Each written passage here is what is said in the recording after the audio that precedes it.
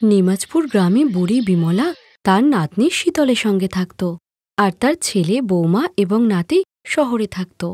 এইবার গরমের ছুটিতে তারা সকলে শহর থেকে গ্রামে ঘুরতে আসে। তাই বিমলা আর শীতলা খুবই খুশি ছিল। আর বিমলা তাদের জন্য ঘিয়ের পরোটা আর ছোলার ডাল বানায়। বা মা, অনেকদিন পর গ্রামের টাটকা খাবার খেলাম। শহরের খাবার যে আর খেতেই পারছিলাম না। মা, আমি এসব খাবো না। ঠাকুমা, এখানে ভালো ভালো খাবার কোথায় পাওয়া যায়, যেমন চাউমিন, বার্গার, পিৎজা? এই সব খাস তুই? ওই জন্য তোর শরীরটা দেখ কেমন ঢোলের মতো দিন দিন ফুলেই যাচ্ছে। আরে ঠাকুমা, ওসব নিয়ে চাপ নিও না তো। ওসব আমি জিমে গিয়ে ঠিক করে নেব। এই শহরের বাচ্চাদের না মাথাটা একদম খারাপ হয়ে গেছে। প্রথমে উল্টোপাল্টা তেলে ভাজা খেয়ে শরীরে চর্বি বাড়াবে, আর তারপর সব টাকাগুলো ওই জিমে গিয়ে ওড়াবে। ঠাকুমা, তুমি ওসব বুঝবে না। শহরে সবাই আমার নামে কাঁপে। লোকেদের কাঁপার কথা জানি না, কিন্তু তোর পেটের চর্বির ভাঁজ ঠিকই কাঁপে। তুই আমায় মোটা বললি? তারা দেখাচ্ছি মজা, আজ তুই শেষ। মা, ওকে নিয়ে আমি আর পারি না গো। আমি ওকে কতবার বলেছি তুই বাইরের খাবার খাস না, কিন্তু ও যে আমার কোনো কথাই শোনে না। আমি বলি কি খোকা, কিছুদিনের জন্য ওকে এখানেই রেখে যা, তবেই ও ফিট হবে। দেখ, এখানের খাবার খেয়ে শীতলের শরীরটা কেমন ফিট আছে। বাবা, আমি এখানে থাকবো না। তুমি তো বলেছিলে আমরা কিছুদিনের মধ্যেই বাড়ি ফিরে যাব। কে বলল রে? বাবা মা তো এখানে 1 মাস থাকবে। বাবা, ও কি সত্যি বলছে? হ্যাঁ রে বাবা, কতদিন পর এলাম বলতো, তাই 1 মাস তো কমপক্ষে থাকবই। বাবা, তুমি আমাকে 4 দিনের নাম করে এখানে নিয়ে এলে। এখন আমি মোমো, বার্গার এসব ছেড়ে কি করে থাকবো? এই শীতল, যা তো ব্যাগ থেকে আমার জন্য ম্যাগি পাস্তা কিছু একটা বানিয়ে নিয়ে আয়। এইসব ম্যাগি পাস্তা খেয়ে খেয়ে তোর পেট খারাপ হচ্ছে। আমি তোর জন্য ভাত, ডাল আর শিলনোড়ায় বাটা ধনেপাতার চাটনি নিয়ে আসি, দাঁড়া। না, আমি এসব খাবো না। আমি তোকে যেটা বললাম ওটাই করে নিয়ে আয়। আর কিছুক্ষণ পর শীতল রোহানের জন্য ম্যাগি বানিয়ে আনলে রোহান ম্যাগিটা খেয়ে নেয়। তারপর শীতল দুধ দুইতে গোয়ালে গেলে রোহানও তার পিছন পিছন সেখানে যায়। আরে, মোষের দুধ যে কেউ দুইতে পারে, আমি তো তুড়ি মেরে দুয়ে দেবো। ওই মোটা, তুই দুধ দুইতে পারিস? ফাস্ট ফুড খেয়ে খেয়ে তো মোটা ঢোল হয়ে গেছিস। শহরের তেলে ভাজা খেয়ে খেয়ে তোর শরীরে তেল ভর্তি হয়ে গেছে। থাক, পিছলে পড়ে যাবি দুধ দুইতে গিয়ে। তুই বালতিটা আমার কাছে দে, আমি তোকে দুধ দুয়ে দেখিয়ে দিচ্ছি। এরপর রোহান দুধ দোয়ার জন্য বালতি নেয়, আর মোষের স্তনে হাত দিতেই মোষ তাকে জোরে একটা লাথি মারে, আর রোহান দূরে ছিটিয়ে পড়ে যায়। যা দেখে সবাই তো জোরে জোরে হাসতে থাকে। আর রাত্রিবেলাতে শীতল সকলের খাবারের জন্য রুটি আর ভেন্ডির তরকারি বানায়। মা, এসব কি বানিয়েছো আমার জন্য? আমি তোমাকে সকালবেলাই বললাম আমি ঢ্যাঁড়সের তরকারি খাবো না, তাও তুমি আমার জন্য এই সব বানালে। খুব বাহানা করিস তুই। দেখ, তোর দিদি কি সুন্দর ঢ্যাঁড়স খাচ্ছে। আরে, ও তো একটা জাবর কাটা জীব। ওকে তুমি যা দেবে ও তাই খেয়ে নেবে, কিন্তু আমি এসব খেতে পারবো না। নিজের দিদিকে এইসব বলতে তোর লজ্জা করে না? গ্রামে আছিস, এখন এইসবই খেতে হবে। তাই বাহানা না করে এখন চুপ কর, আর চুপ করে খেয়ে নে। খা বলছি। এরপর রোহান খুব কষ্ট করে ভেন্ডির তরকারি দিয়ে একটা রুটি খেয়ে ঘুমিয়ে পড়ে। আর পরের দিন সকালবেলা ঘুম থেকে উঠে সে দেখে শীতল আগের দিনের বাসি রুটি খাচ্ছে। মা, ওকে দেখো, ও হাত না ধুয়ে রাতের বাসি রুটি খাচ্ছে। ছি! চুপ কর তুই। তাও তো ও ভালো খাবার খাচ্ছে। তোর মতো হাতে অমন চিপসের প্যাকেট নিয়ে ঘুরছে না, বুঝলি?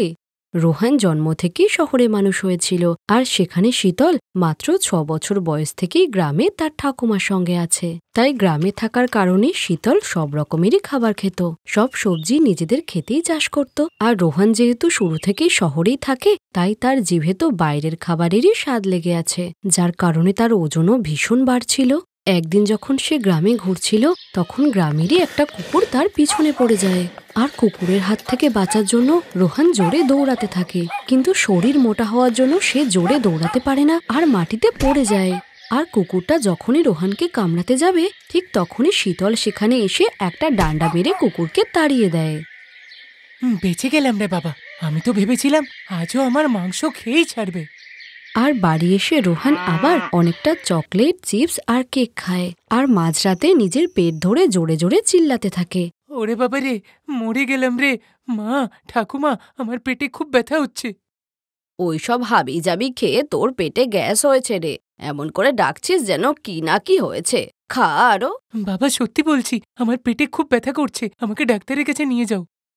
এরপর উমেশ তাকে তাড়াতাড়ি হসপিটালে নিয়ে গেলে ডাক্তার বলেন, দেখুন ওর পেটে ফুড পয়জন হয়ে গেছে, তাই ওর পেটে ব্যথা হচ্ছে। এরপর ইঞ্জেকশন আর ওষুধ দিয়ে রোহনকে বাড়ি পাঠিয়ে দেয়। আজকের পর থেকে যদি ফাস্ট ফুড খেতে দেখি না, তোর ওই বেলুনের মতো পেট আমি ফাটিয়ে দেবো। না না, আর খাবো না। এখন তো তুমি তোমার লেকচার দেওয়াটা বন্ধ করো। তোমরা কেউ চিন্তা করো না, এরপর থেকে রোজ সকালে আমি ওকে খাঁটি গরুর দুধ, মাঠে সবুজ শাকসবজি আর সিদ্ধ খাবার দেব। আজ থেকে ওর খাবারের দায়িত্ব আমার। আর অসুস্থ থাকার কারণে রোহন বেশ কিছুদিন বাড়ির খাবারই খায়, আর কিছুদিনের মধ্যেই সে হেলদি আর ফিট হয়ে ওঠে। আসলে গ্রামের আর শহরের খাবারের মধ্যে আকাশ পাতালের পার্থক্য। শহরের লোক অতিরিক্ত মশলা আর তেলেভাজার খাবার খেয়ে অসুস্থ হয়ে পড়ে আর তাদের আয়ুও কমে যায়। আর অন্যদিকে গ্রামের লোক টাটকা সবুজ শাকসবজি খেয়ে কোনো রোগ ছাড়াই সুস্থ হয়ে দীর্ঘদিন বাঁচে। মা পারুল, আমি সবজিটা বানিয়ে দিয়ে গেলাম, তোর বাসন মাজা হয়ে গেলে তুই রুটিটা করে নিস। ঠিক আছে মা। আচ্ছা তুমি এক কাজ করো, দিদিকে জাগিয়ে দাও, ওর তো কলেজে যেতে দেরি হয়ে যাবে। কি, মহারানী এখনো ঘুম থেকে ওঠেনি? হায় ভগবান, এই মেয়েটার যে কি হবে। মনিকা, তুই উঠবি নাকি তোর গায়ে এক বালতি জল ঢালবো? উঠছে তো, কেন চেঁচাচ্ছ মা? কারণ চিৎকার না করলে তো তোর ঘুম ভাঙে না। চল এবার তাড়াতাড়ি উঠে গিয়ে রুটি বানিয়ে দে। রুটি আমি বানাবো কেন? পারুল কোথায়? ও বাসন ধুচ্ছে। আর তুই কেন রুটি বানাতে পারবি না? আর তোর লজ্জা হয় না? ও যে তোর ছোট বোন, আর তাও তোর থেকে অনেক বেশি কাজ করে। কারণ ও তো শুধু এটাই করতে পারে, আর সারা জীবন ওটাই করবে। ঘরের কাজ ছাড়া আরো কি বা করতে পারে? মা, আমি তোমাকে সোজা কথাই বলছি, আমার এইসব ঘরের কাজে কোনো ইন্টারেস্ট নেই।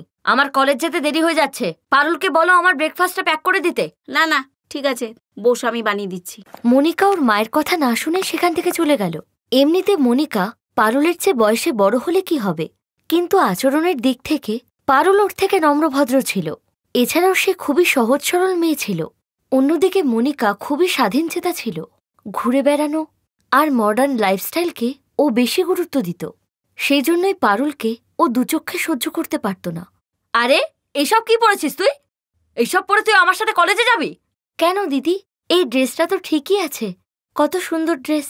আমি তো বলি তুমিও একটা ভদ্র পোশাক পরো, নইলে মা দেখলে তো খুব রাগ করবে। চুপ কর তো, আজকালকার ফ্যাশনের ব্যাপারে তুই কি জানিস শুনি?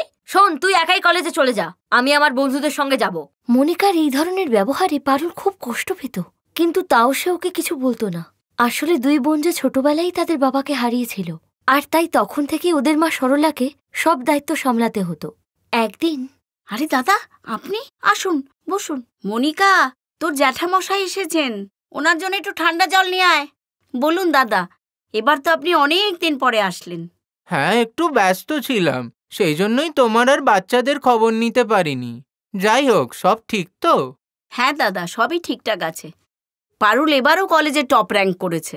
আরে বাহ, খুব ভালো খবর। সত্যি, আমাদের পারুল মার কোনো জবাব নেই। আর আমাদের মনিকার কি খবর? ওর কথা আর কি বলবো দাদা, আপনি তো সবই জানেন। আরে এত চিন্তা করো না, আমাদের মনিকা মাও খুব ভালো। আরে সরলা, তোমাকে একটা জরুরি কথা বলার ছিল। ওই আমার মুম্বাইয়ের বন্ধু আছে না, রামনাথ বাবু। আরে ওই যে সীমার বিয়েতে দেখা হয়েছিল, যার ছেলে ডাক্তার, তিনিই তো? কি যেন নাম ছিল? অনিকেত। হ্যাঁ ওই।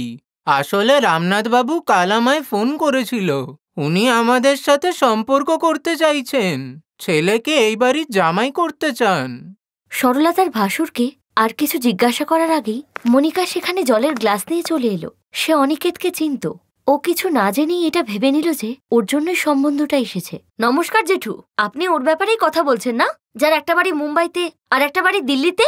হ্যাঁ মা, ওই। আসলে রামনাথ বাবু আর ওনার ছেলের পারুলকে প্রথম দেখাতেই পছন্দ হয়েছিল। এমনকি রামনাথ বাবু স্ত্রীরও পারুলকে খুবই পছন্দ। সরলা, ওরা সত্যিই খুব ভালো মানুষ। এত পয়সা ওদের, তাও বিন্দুমাত্র অহংকার নেই। আমাদের পারুল মা ওই বাড়িতে রানী হয়ে থাকবে। না জেঠু না, আপনি ওদেরকে বারণ করে দিন। পারুল যে আমার থেকে ছোট, আমার আগে ওর কি করে বিয়ে হতে পারে? এই যে হয় না। কেন হবে না?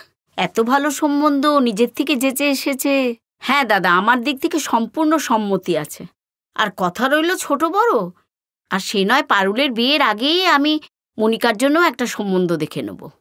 মনিকা মায়ের কথায় বাধা তো দিতে পারল না, কিন্তু সে এই কথাটিতে খুব রেগে গিয়েছিল। শত চেষ্টা করেও মনিকা পারুলের সঙ্গে অনিকেতের বিয়েটা ভাঙতে ব্যর্থ হল। যদিও বা পারুলের বিয়ের আগেই মনিকার সম্বন্ধও ঠিক হয়ে গেল, আর পরিবারটিও খুব ভালো ছিল, টাকা পয়সারও কোনো অভাব ছিল না। কিন্তু শুধু এটাই যে মনিকার শ্বশুরবাড়িটা ছিল ওর পাশের গ্রামেই। যদিও বা সরলা মনিকার জন্য শহরেও সম্বন্ধ খোঁজার অনেক চেষ্টা করেছিল, কিন্তু কোথাও কিছু ঠিক হলো না। তাই বাধ্য হয়েই মনিকাকে গ্রামের সম্বন্ধতে রাজি হতে হলো। দুই বোনের বিয়ে হয়ে গেল। বিয়ের পর মনিকা, যখন তোমার আমাকে পছন্দই নয়, আমার বাড়িও পছন্দ নয়, তখন আমায় কেন বিয়ে করলে? ভুল হয়ে গেছে, ভুল। তোমাকে বিয়ে না করে আমি যদি কুমারী থাকতাম তাও ভালো হতো। আমি তো ভেবেছিলাম তোমার চিন্তাধারাটা বদলে ফেলবো আর আমরা গিয়ে শহরে থাকবো, কিন্তু না, তোমাকে তো এই গ্রামে থেকেই নিজের জীবনটা শেষ করতে হবে, তাই না? তোমার যা খুশি তাই করো, তবে আমার সাথে কিন্তু এসব চলবে না। হ্যাঁ, আগে থেকে বলে দিলাম। তাহলে তুমিও আমার একটা কথা কান খুলে শুনে নাও, আমি আমার মা বাবাকে ছেড়ে এখান থেকে কিছুতেই তোমার সাথে শহরে যাব না, কিছুতেই না। ঠিক আছে, তবে তুমি এখানেই পচে গলে মরো, আমি চললাম। বিয়ের পর ঠিকমতো 2 মাসও মনিকা নিজের শ্বশুরবাড়িতে থাকতে পারল না, আর সবকিছু ছেড়ে বাপের বাড়িতে চলে এলো। সরলা শত বোঝালেও মনিকা কিছুই শুনতে চাইল না। তারপর একদিন, মা, একটা সুখবর আছে, তুমি দিদা হতে চলেছ। সত্যি রে মা, তোকে অনেক অনেক অভিনন্দন। আজ আমি অনেক খুশি। জামাইয়ের সাথে একটু কথা বলিয়ে দে। মা, ও তো মা বাবাকে পৌঁছে দিতে দিল্লিতে গেছে। ওরা একটা জরুরি কাজে কয়েক মাস ওখানেই থাকবে। তার মানে তুই এই অবস্থায় একা একা থাকবি নাকি? না মা, ও তো পরশুই বাড়ি ফিরে আসবে। না রে মা, জামাই তো সারাদিন নিজের কাজেই ব্যস্ত থাকবে। আর কারো যদি খারাপ না লাগে তবে মনিকাকে তোর কাছে পাঠিয়ে দেব। আর ঘরের মধ্যে তো সারাদিন ফোনেই ব্যস্ত থাকে, আমার কোনো কথা শোনে না। আর তাই তোর কাছে থাকলে কিছু কাজও শিখবে আর তোকে যত্নও করতে পারবে। আচ্ছা ঠিক আছে মা, তুমি দিদিকে পাঠিয়ে দাও, কোনো অসুবিধে নেই। মনিকা পারুলের কাছে খুশি মনে চলে এলো, কারণ সে তো এটাই চাইছিল। কিন্তু সেখানে সে পারুলের খেয়াল রাখার বদলে নিজের খেয়ালেই মজে থাকত। অনিকেত, তুমি এক কাজ করো, আজকে বরং ক্লিনিকে যেও না। আমি এতদিন এখানে রয়েছি, অন্তত একটু মুম্বাইটা ঘুরিয়ে দেখাও। দিদি, আমরা নিশ্চয়ই যাব। এই সপ্তাহটা একটু দেখে নি। পারুলের চেয়ে এই সপ্তাহে প্রেগনেন্সি রিপোর্ট আসবে। ও কিভাবে যাবে? না না, ও আমাদের সাথে গেলে সবসময় ওরই যে খেয়াল রাখতে হবে। তাই আমি বলছি কি, ওকে বাড়িতেই থাকতে দাও, আমরা দুজন বরং ঘুরে আসি, কেমন? অনিকেত মনিকাকে কিছু না বলে সেখান থেকে উঠে চলে গেল। আর সে চলে যেতেই পারুল মনিকাকে বলল, দিদি, তুমি কিছু মনে করো না, আসলে ও তো আমাকে ছাড়া কোথাও ঘুরতে যায় না, তাই। হে ভগবান, তোর সঙ্গতেই মনে হয় অনিকেতটা এরকম গাধা তৈরি হয়েছে। ঠিক আছে, কোনো ব্যাপার না, আমি একাই ঘুরে আসছি। মনিকা সবকিছুই তার ইচ্ছে মতো করতে চাইত। ও সবকিছুতেই পারুলের সঙ্গে প্রতিযোগিতা করত, তার জন্য ওকে যাই করতে হোক না কেন। দিদি, এই ড্রেসটা, এটা তুমি কোথায় পেলে? আরে তোর আলমারিতে দেখলাম, ভালো লাগলো তাই পরে নিলাম। তাতে কি হয়েছে? আমার কি এইটুকু অধিকার নেই নাকি? তোর পছন্দ না হলে সাফ জানিয়ে দে, আমি চেঞ্জ করে ফেলছি। না থাক, এখন যখন পরে নিয়েছ খোলার আর দরকার নেই। কিন্তু এটা পরে প্লিজ ওর সামনে যেও না, ওর খারাপ লাগতে পারে। যদি এটাই হয় তাহলে আমি চেঞ্জ করে ফেলছি। আর এমনিতেও এটা একটু টাইট লাগছে আমার। তুই বরং একটা কাজ কর, অনিকেতকে বলে আমার জন্য এই ড্রেসটারই একটা বড় সাইজ আনতে বল, ঠিক আছে? ধীরে ধীরে মনিকা পারুলের বাড়িকে নিজের বাড়ি বলেই ভাবতে শুরু করলো, আর তাই সবকিছুতে অধিকার ফলাতে শুরু করলো। আর এত কিছু করেও সে না পারল পারুলের সমকক্ষ হতে, আর না পারল নিজে খুশি থাকতে। পারুল, এই দেখো আমি তোমার জন্য কি নিয়ে এসেছি। ওয়াও, এটা ডায়মন্ড না? কিন্তু এসব আনার কি দরকার ছিল? আমার তো আগে থেকে অনেকগুলো গয়না আছে। দরকার থাক বা না থাক, আমার তো তোমার জন্য গিফট আনতে খুব ভালোই লাগে, সেটা তো তুমি জানো। আর এমনিতেও তো তুমি আমাকে কিছুদিনের মধ্যে আমার জীবনের সবচেয়ে সেরা উপহারটা দিতে চলেছ, তার সামনে এই ডায়মন্ড কি? এই শুনে পারুল অনিকেতকে জড়িয়ে ধরল, আর পাশে দাঁড়িয়ে মনিকা এইসব দেখে জ্বলে পুড়ে মরতে লাগল। আর সেই মুহূর্তেই ও ভেবে নিল যে ওকে কি করতে হবে। মনিকা পারুলের অনেকগুলো গয়নার বাক্স চুরি করল, আর সেগুলো নিয়ে সেখান থেকে চুপচাপ পালিয়ে যাওয়ার সময় হঠাৎ ও দরজার চৌকাঠে হোঁচট খায়, আর চিৎকার করে দূরে ছিটকে গিয়ে পড়ে। ওর চিৎকার শুনে পারুল আর অনিকেতের ঘুম ভেঙে গেল, আর ওরা দৌড়ে সেখানে আসলো।